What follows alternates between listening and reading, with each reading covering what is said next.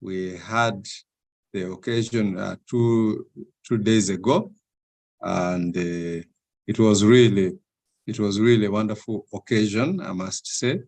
Let's see. Yes, we celebrated 20 years of Family Life Network, and we really give the glory to God. We had a number of testimonies, and you know, somebody said, or rather, there's this song that count your blessings, name them one by one, and it will surprise you what the Lord has done. You know, many times we just go about life, but we don't take time to just think about what God has done. And so it was a great occasion for us to just hear what God has done, and from other people who have benefited one way or another from our ministry, and we really thank God for that, and we give him all the glory. So for those who were able to pray with us, we give you thanks, and may the Lord bless you exceedingly. Now, we've been talking about globalization and the global culture, and we've been seeing more and more even what is happening in our own country, the videos, the newspaper reports, and so on. I mean, they're just full of global issues, globalization issues, the issues that we've been actually talking about here. Lately, we heard about the bylaw in G.C.C, which was being made, or which was, yes, being made, and it was legalizing homosexuality as a bylaw.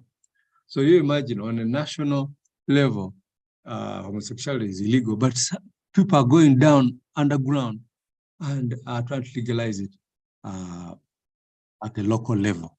So this is how serious the global warfare and the global culture that we are dealing with is. It's a reality and something that people need to be aware and be awake towards and be informed. My people perish because of lack of knowledge, the Bible says. And so may God help us to really be knowledgeable, so that we are not taken advantage of, so that we are not deceived. Because if you don't have knowledge, if you don't have the truth, then you will fall to deception. And so may God help us in as far as that is concerned. Now, we talked about dangerous ideas, and we shared some of them. So I'll just continue with some of the dangerous ideas, and then we'll continue from there.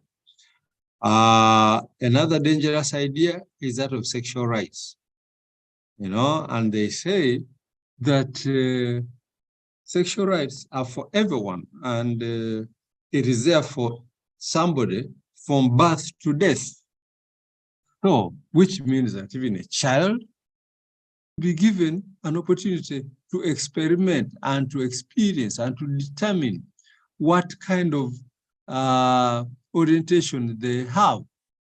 So that is what constitutes that whole thing of sexual rights. And anybody, even a child, should be allowed to have sexual pleasure and fantasies and so on. And a few years ago, there was something that came from World Health Organization, where they were saying, if somebody reaches the year of 19 and they're not sexually active, you're not having sex, then you are abnormal. There's something wrong with you. You know, like you need medical help. You need medical help. You are not okay. You're not fine. World Health Organization. And all these are informed by these ideas. Okay, these ideas. And so those are the ideas that push comprehensive sexuality education for children. Okay, so that children can experiment. Here on one hand, they say they're teaching children these things so that to avoid teenage pregnancy, avoid, diseases and so on. And yet at the same time, they're actually encouraging children to experiment, with these things. So, okay, now if you get involved with somebody, then somebody may get pregnant or whatever. So you go for masturbation. See? All these are things that are under that whole ideology of sexual rights, where somebody, should just be allowed to do whatever they want in this area. That is a very, very dangerous idea, very, very destructive to individuals, to families, to marriages, and to the whole society, as we already saw. Another dangerous idea is that sex is just a fun thing. It's just, the way you can have Coke in the morning, then in the evening you have Fanta and so on. So sex is not, it's no big deal. And, sex education should teach pleasure, fantasies, and all these things. That's how they take it. And of course, all these have dangerous consequences, okay? Dangerous consequences. And so these are ideas which are floated around in the media, in plays. When you see plays, a play is not a play until there's a sexual connotation. Yeah? A DJ cannot really do his work until it's obscene. A few years ago, I was training some brethren, and there's a lady who is really good in the media and in presenting and so on. So she went for a job, and she did very well. Then she was told, okay, you're good, but you are too proper. You're too proper. You put in some obscenity there, put in some sexual, you put in there. This was at the interview. Yeah, you are good, but this is something you must add. So all those ideas are informed, or rather all those things are informed by these ideologies. It's just a thing, it's not a big deal. Yet it's a big deal. It's a thing that can alter the course of nations. It's a thing that can destroy a whole civilization. But they just come and say, no, it's not really a big thing. Just get involved. Just allow people, let people. So, you see, there's a time somebody told me that some thieves went to a shop of precious metals and precious things and jewelry and so on. And so what they did at night, they did not steal or remove the things. All they did was they just came and changed the prices. So something which was maybe, $100,000, they just put maybe $1,000 or $100. Things which are very, very high, they just put a small price. So then now they came in the day, and bought, because these things just, a small price. So that's what Satan does. Something which is dangerous, he comes and says, it's not dangerous, it's not a problem, it's not an issue. Yet the thing is destructive, but I say, no, this is okay. That's how Satan is, because remember, Satan always comes to steal, to kill, and to destroy. So whatever means he can use, ideas he can use to deceive people, he will deceive them. Something is just a joke, yet something is very, very serious. As long as he knows that is going to get the people destroyed. So that's something you need to remember. Then it says pornography is also okay. It's no problem. It sells, makes money. So, it's a form of business. So it should be allowed. It's just harmless. Adult entertainment. It's no big deal. There's nothing really bad about it. It's okay. And then they go ahead and say, well, we should have do everything to avoid anti-pornography laws. Okay, pornography must be allowed, should just be free, and so on. So anybody trying to restrict it is not proper.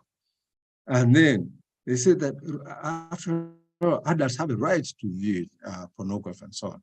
But then I'm going to say a little more about that, and we're going to see the seriousness of it.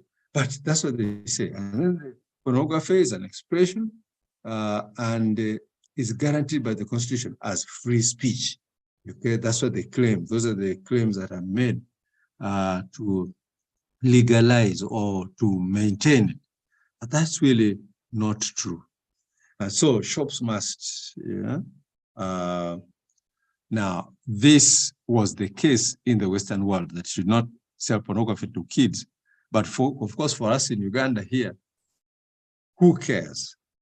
I mean, pornography, when it is being shown or whatever, nobody cares about children. So we are even worse off here than this. And then, of course, they say, TVs and so on, channels should just be free to have porn content. Then, of course, homosexuality, we've already been talking about this. That must be held as a human right. It's genetically determined. Laws must be changed to accommodate it. Okay? All these are dangerous ideas. And then, this is another terrible one, that there's no absolute truth. Everything's relative. If that is true to you, yeah, that's okay to you. For me, it may not be true to me. For me, I also have my own truth. So they say, and so they think.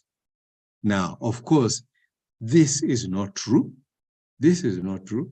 But they say, that it's up to you to determine your own truth. Okay? If you want to do things in a certain way, and that's the way you feel best, you go ahead with it. Okay? And then everybody's action must be tolerated as long as it is their right and as long as nobody is hurt. So they say. Now, of course, there are actions which are not right. There are actions which are not proper.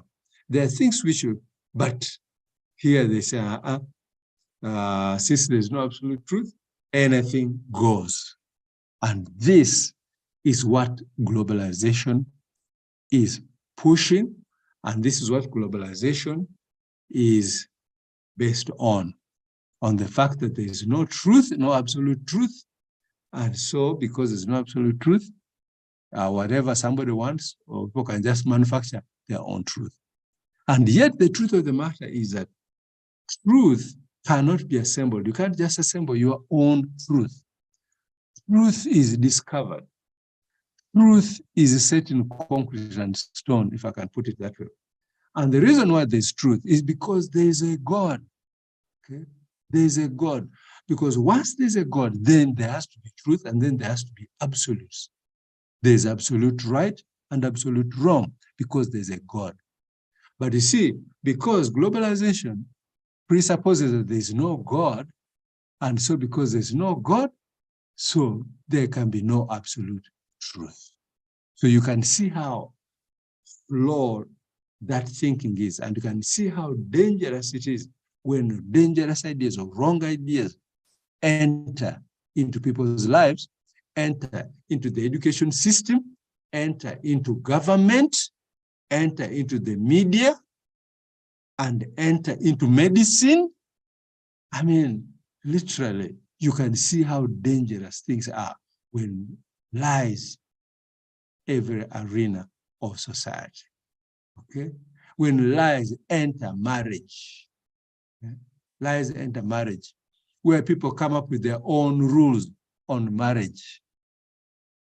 A case in point, we all know this rich man, Bill Gates. Bill Gates are the people who don't believe in God. There's really no God, and all that. They're the people who are behind a lot of this ideology, or they fund it, and so on. And remember how him and his wife came up with their own rules on marriage. Bill Gates and his wife, they came up with their own rules in marriage. Since there's no absolute truth, they came up with their own. And in their own, Bill Gates was given a chance by his wife once a year, 1 weekend, either 1 weekend or 1 week a year, to go and roll it out with his ex-girlfriend. You imagine such a marriage where you just accept, yeah, a week you can go. Okay, that's their own way of marriage. That's their own concoction of marriage. After all, there's no absolute. You can see what happened. They are divorced now. Okay? Because there is a way that runs a marriage. There are principles that run a marriage. Okay? You run it your own way. You assemble your own way of running marriage, your own way of running relationships, your own way of running your sexuality, and you ignore the principles that were made to have governed those things, you will face the consequences. Okay? Whether you're Bill Gates, whether you're the richest person, whether you're the biggest president, whether you're the biggest UN, whether you're the whatever, there will be consequences. I remember when I was talking about things that are foundational and things that are not foundational. Foundational issues are things that God has prescribed. If you violate them, whoever you are, there will be negative consequences. And so this thing that there is no absolute truth is a lie, and is a thing that is destroying many lives, many people, and many nations. Now, we need to be cognizant of the one world order strategies that they have. I trust that people in this platform are aware of these strategies that were dished out by Alice Bailey in the 1940s. I think we all know the 10-point program, but just for our reflection, the first thing is push God out of school. Okay? Get him out of school. Why? Because God gives the true north compass in life. And so if you want to derail children, you want to derail the next generation, then of a necessity, you must first remove God, and then you can take the nation where you want. Number two, reduce parental control over children. Do things whereby, you give children rights. And so this whole thing of giving children rights is actually to reduce parental control over their children. Of course, God gave parents responsibility over their children. But now, in order to accomplish the one world order, parental responsibility must be reduced. Thirdly, break the traditional Judeo-Christian family structure and concept, the way the traditional family functions, father, mother, children, extended family and all that. That one remove, bring other concepts, bring other competing arrangements, okay, as a way of breaking the traditional Judeo-Christian family structure. Fourthly, they said, since sex is the greatest expression of man's enjoyment of life, remove all restrictions on sex and make abortion legal and easy. Because obviously, sexual activity is going to bring in a lot of consequences. They know that. So make abortion easy and make it legal. Fifthly, make divorce easy and free people from the concept of marriage for life. Okay? Why should you be married to this one person? Why should you be locked in this prison of marriage? So feel free to just get divorced. That's one of the dangerous ideas and concepts of the one world order. Number 6, make homosexuality an alternative lifestyle, no one should be denied the right to enjoy sex in whatever form they want, whether it's homosexuality, incest, or bestiality, as long as the two agree. These are dangerous. These are one world order strategies. Then debase art and entertainment, that is, make it corrupt, make it run mad, and let it tend towards the occult, since it is one of the primary ways to change culture. Okay?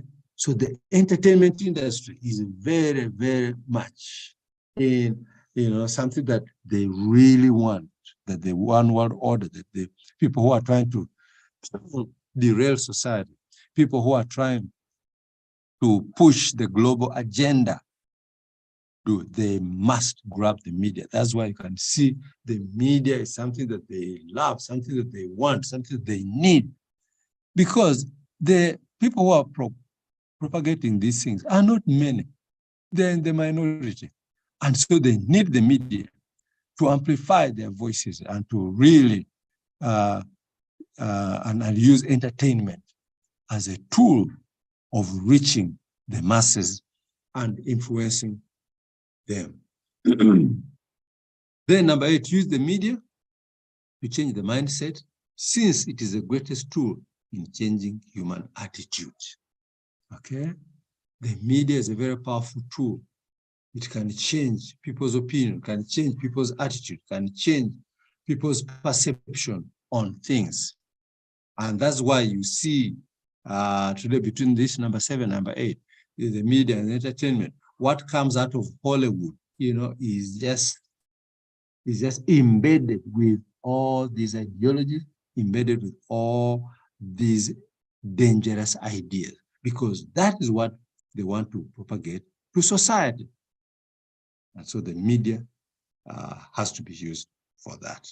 And I think I mentioned to you also recently here that George Soros, who is one of the biggest funder of the gay movement and of the globalization movement, how he is funding over 250 media houses around the world, okay, giving them money to pursue a specific ideology, to make sure that things that are pushing the global agenda are the ones which are dominating in the media. The news and the way it is interpreted, and the people who are really participating in the media, and our opinion leaders there are people who are being financed and funded, or are in organizations that are funded by the globalists. Okay? And so that's not just by chance, it is deliberate. And we need to be cognizant of that. Then, number 9, deal with the church. Remove the superiority of Christianity by promoting other faiths and the concept that man has the right to choose his own destiny, which is humanism. In other words, well, all religions are the same. Okay? All religions are the same. Yesterday, I happened to meet a man. I found a brother and in a parking lot somewhere. So I greeted him and was talking with the 2 other people. Then, just before I left, he told the gentleman that, gentleman, you need to get saved. And then the man was like, but now, all these things are the same. All these religions are the same. So, really, there's no need. You see, that's the attitude. And so, the idea here is that remove the superiority of Christianity, because they knew, these globalists knew that Christianity is superior. So they needed to find a way to clip the wings of Christianity, to bring down her superiority. And so the way they figured it out is make all religions equal. So yes, they bring the concept that Christianity is not different from any other. They're all the same. And so in so doing, the superiority of Christianity is reduced, and therefore her influence in the world and the society is reduced. That is the mechanism that they decided to use. And then finally, make government to make all these things into law and get the church to endorse every one of these changes. Now, really, for us discussing this thing now is so timely. We all have seen in the last couple of days what has been said by major religions, major religions about homosexuality, about this that we're talking about here. So that now it is not just governments that are making laws to conform with these ideas, even the church, I think a lot of us who follow the news, you know, that every year in America, they have the Gay Pride time. Now, it used to be the Gay Pride week in June. I think it was the first week of June. You know, it would be a week when they celebrate and they march across cities in America. But when President Obama came into presidency, he extended it to 1 month. So now they have a Pride month. So June is a Pride month in America. And the shocking thing is that about 2 or so years ago, very recently, for the first time, some churches came and joined the gay parade. Okay? Imagine a church or churches, you see? So those are just fulfilling this point number 10 here, that make government to make these laws and also get the church to endorse every one of them. So these are things that are happening in our very lifetime. We are seeing them and we need to be aware where they're coming from, and we need to be aware of how we can overcome them, and we need to know how we can thrive in this evil world, because that was the whole purpose, that we know what is happening in the world, we understand as well, we are in this world, but we are not of the world. Okay? But we need to know how the world operates and so on, so that we can know how to overcome it, and we can know how to still keep our faith in the midst of all this. See? Because Paul said, fight the fight, run the race, and keep the faith. Okay? Run the race, fight the fight, and keep the faith. Okay? That's what we have to do in this globalized situation. Now, let me take some little time to just say more about pornography. I want to say that our first activity, public activity as Family Life Network, was actually a seminar on pornography. And there it is. It was actually in 2002. You can see the poster there behind, and you can see we had Honorable Matembe was a guest of honor. At that time, she was the minister of Ethics and Integrity. And you can see there the date was 25th of March. Okay, 25th of March, 2002. And you can see the topic there, the threat of pornography and obscenity in Uganda. Okay? So we have been handling this topic for 20 years now. And I want to say that God has given us knowledge, God has given us information, God has given us experience with this matter, which I'm talking to you now. And it is a little of that we are sharing. I'm going to share with you so that we can know how to protect ourselves from this very, very serious vice. There were 20 years ago. And there was that gentleman. He came to the meeting. And he was very frail, very, very frail and very weak. And he was sickly, and even to speak, he was just struggling because he was in ill health. But he struggled and managed to come for that meeting. This man, I don't know his name, and I don't know if anybody knows. If you happen to recognize this gentleman, I will appreciate if you can give me his name. This gentleman spoke in that meeting, and he said that he had seen the danger of pornography. He had studied the danger of pornography, and he had gone to different officials to tell them about it, but all of it was falling on deaf ears. And he said he had even written to the Kabaka about it, and sought to really impress it upon him and the leadership of Uganda that this thing is deadly, this thing is a problem. But he said he received no positive responses.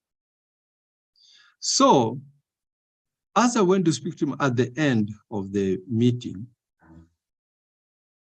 he told me, he asked me, can you take this matter up?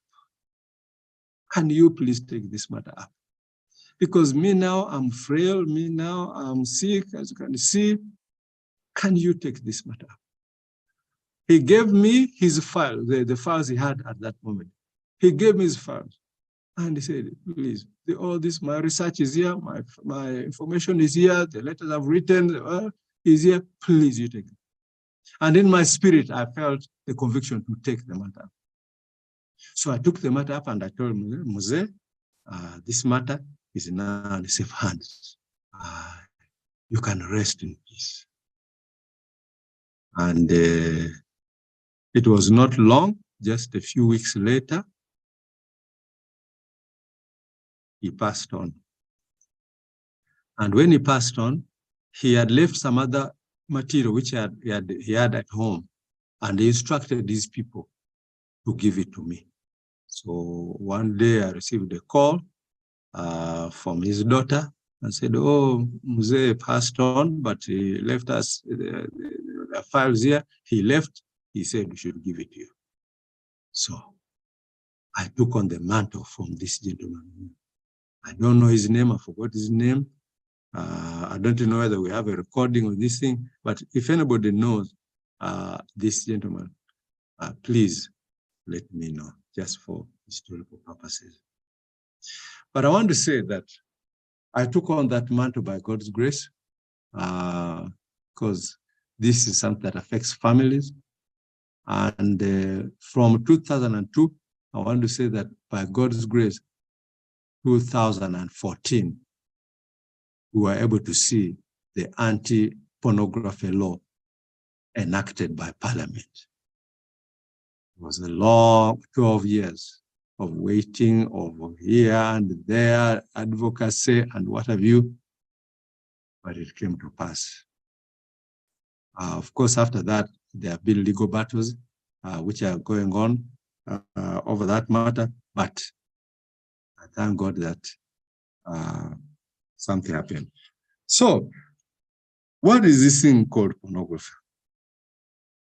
Pornography is any communication that is intended to arouse sexual feelings. Okay? So, communication, be written, verbal, whatever, behavior, action, dance, anything, as long as it's intended to arouse sexual feeling, it falls in the category of pornography. Now, there are two kinds of pornography. There's hard, soft-core pornography, which is just mild portrayals or text describing sexuality. But there is hardcore.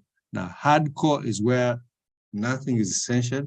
It is extremely graphic and, of people engaging in all kinds of sexual activity. Now, most people would think that hardcore pornography is one that is actually dangerous. But both are actually dangerous. Okay? Even what somebody may think, this is just not too much, not too whatever. Even that is dangerous because research has shown that any kind of pornography is actually dangerous. And it doesn't matter whether somebody is an adult, whether somebody is a child, it is dangerous. Its danger is still there. Much as people may rationalize, say, but I'm an adult, I can afford to see anything. Yes, you can afford to see anything, but it will harm you. It is like fire. You can't play with fire and it doesn't burn you. You can't play with mud and you remain intact. It will affect you. Now, experts say that consumers of pornography take people in 4 stages. And before I say those stages, pornography is actually a form of sex miseducation, not sex education. Because there are some people who take pornography as a way of teaching, sex education. But actually, it teaches sex miseducation. Okay, it misinforms people. And if people follow what they see in pornography, it is going to backfire. It's going to backfire in their lives. And so that's something that we need to know on the offset or onset. Then the first stage that a pornography consumer will go through is the stage of addiction. Pornography is very, very addictive, even more addictive than cocaine. Cocaine, so these drugs are very, very addictive, where you just taste it a bit, here and there, and you find yourself hooked. In the same way, pornography gets you hooked to it. And the immediate casualty is masturbation. You begin masturbating to those images. Okay? That's the first stage. Then the second stage is escalation. Now, escalation is where you, for example, let me use the example of those who drink. The first time you drink, just one glass can knock you off. But as you get used to it, one glass is not enough. Now you need 1.5. After a while, that's not enough. You need 2. Then you need 3. You need to reach the same level. So in the same way, with the pornography, initially, just a little bit of, this is too much, what have you. But after a while, that's not enough. Now you need higher and higher doses of pornography. And then you continue. Now that's not enough. You need higher and higher doses. That is a stage called escalation. Then, thirdly, it goes through the stage called desensitization. Desensitization is a stage where, before you would look at this obscene picture and, it's really,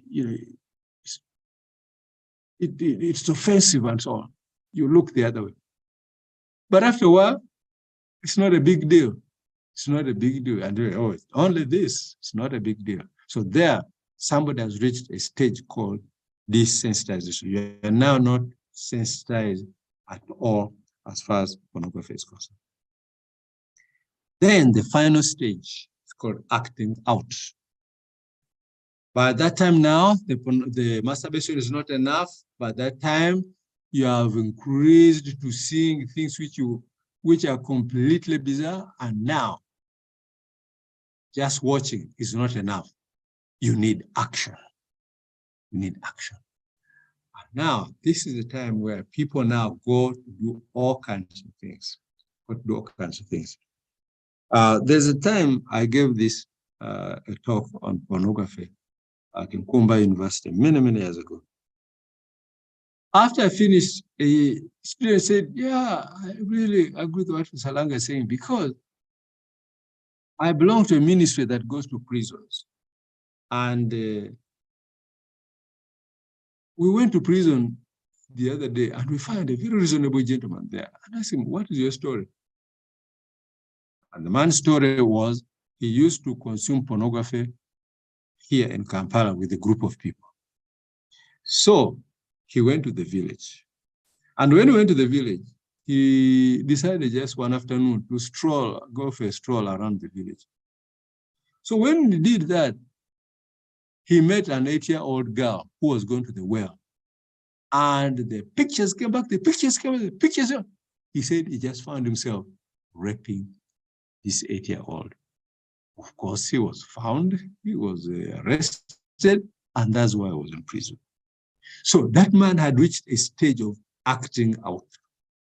And I don't think that he planned that, oh, let me just go walking here in case I find any girl or whatever I'm going to. No. It just happened. Something just hit him at that time, and he went and did what he did. Of course, if you're spiritual, you know what that is. Those are demons. There's demon activity in pornography. There's serious demon activity in pornography. And Satan uses pornography as bait. Okay? You know how you use bait to trap fish or to trap anything. You use bait. What is the thing like? And then when it comes, it is trapped. Satan uses pornography as bait.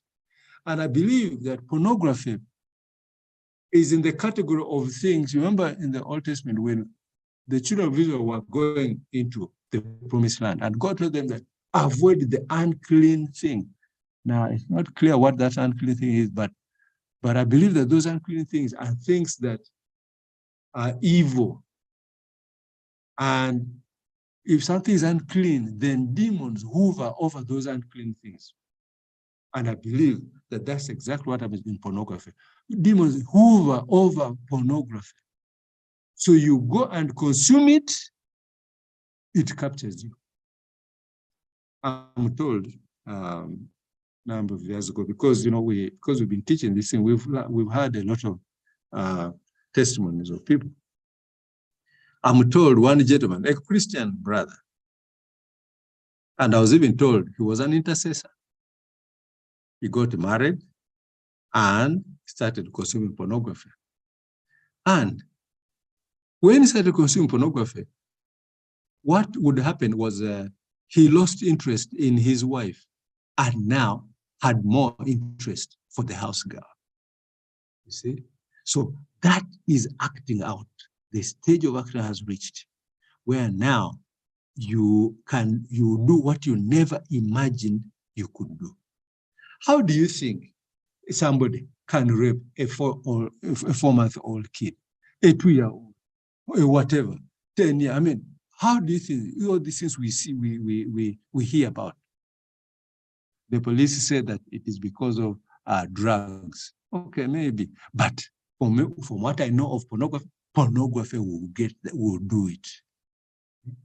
Pornography is the thing that will do it.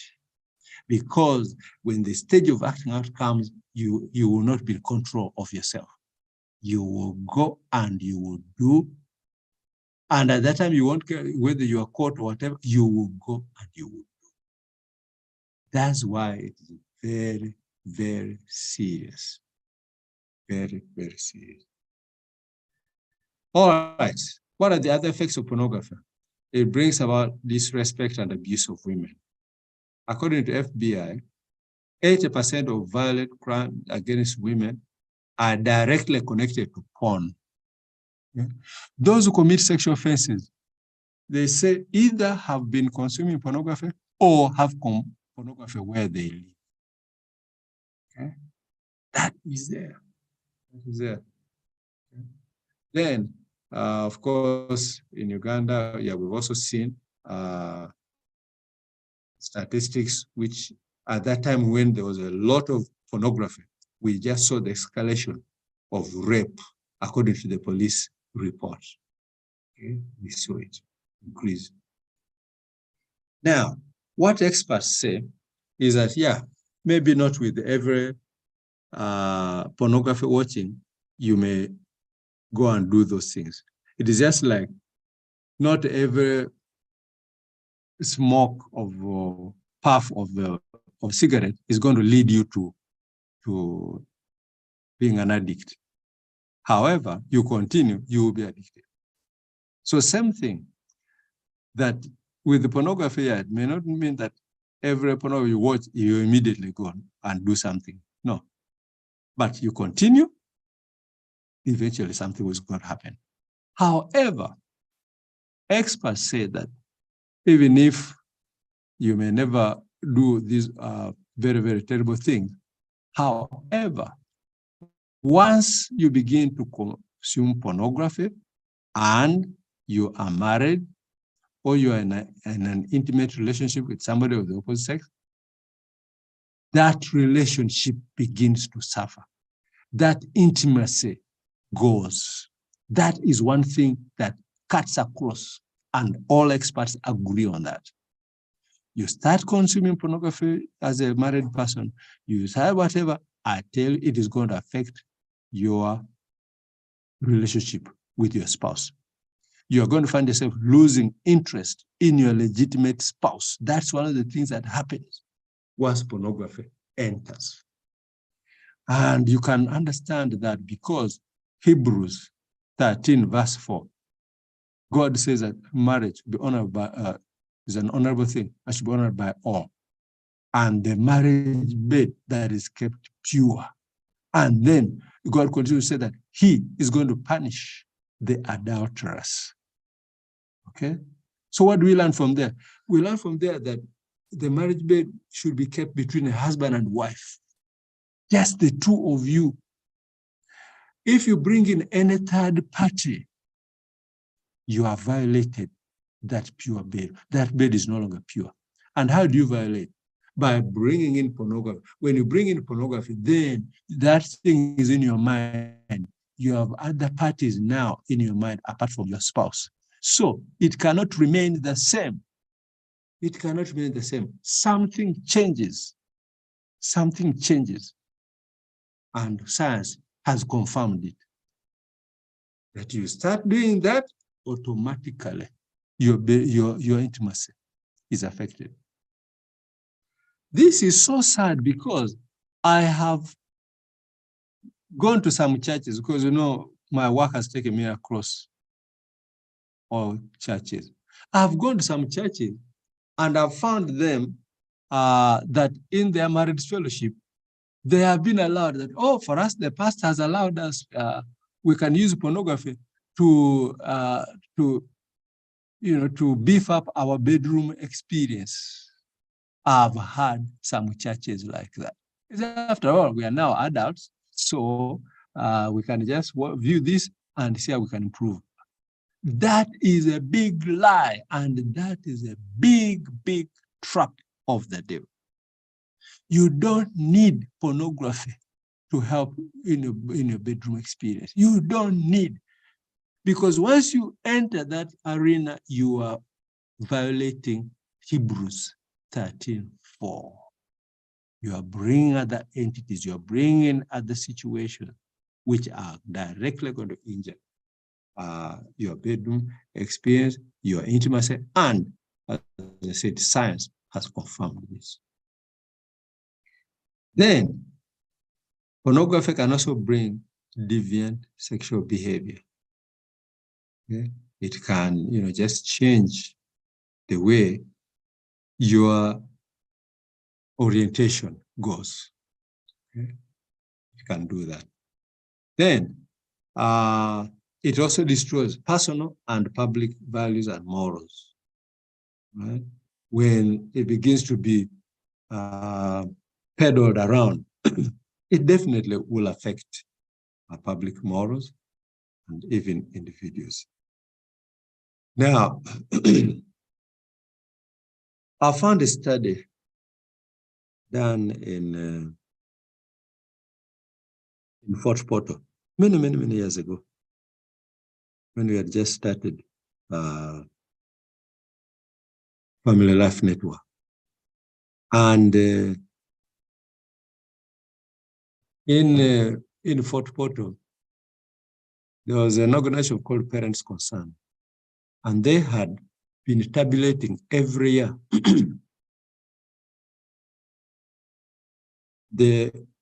who are the people, and they got this from police report. They compiled on defilement, the rates at which children are being defiled, who are the defilers, and all that. So they did it year after year, year after year. So when they had done it for several years, I saw the results, and it clearly confirmed this thing about pornography. Before pornography kicked in, because it was around that time that pornography really began to be a big deal here, when Red Paper came, full blast with full pornographic material publicly. We noticed that before pornography kicked in,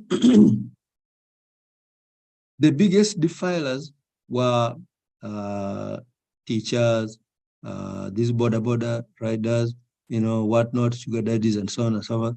Those are the ones.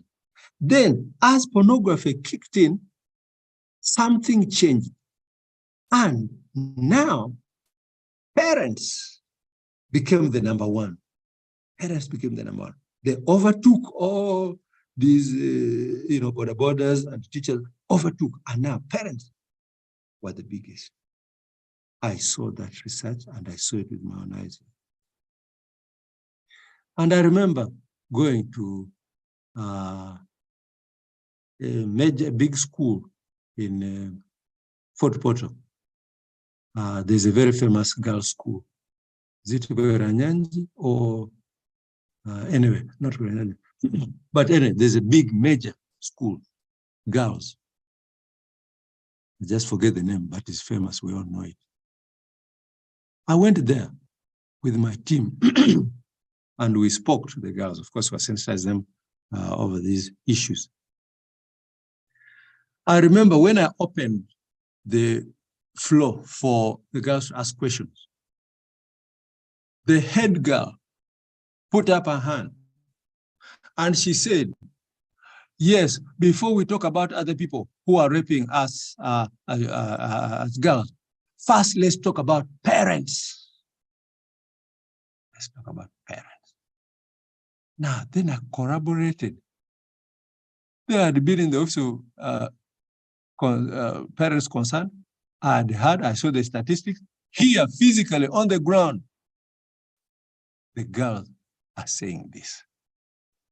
So, friends, you can see direct connection between pornography and incest. A lot of these incest that we're seeing, a lot of people wonder, but how come? How come? Even during COVID, but how come? How can this happen? Pornography will do it. Pornography will do it.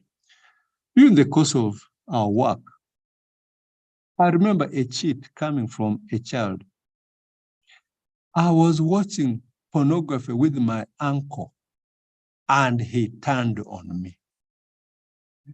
So there they were watching. They went straight into action. Okay? Now, because how this comes about is because pornography will erode somebody's values and morals. Okay? It will corrode, it will erode your values and your morals. Because it is our values that tell us as a man, this is your mother, this is your sister, your cousin. It's morals that tells you that. But once morals go, then anybody is a candidate. Anybody is a candidate. And that's why you see things go haywire in a family, because candidates are right there. Candidates are right there. So once morals goes, a society just becomes an animal. So that's how serious pornography is. Now, because of time, I think I'll stop here. for today. And just maybe welcome any comments, questions, or an observation. Friends, the floor is open, and please feel free to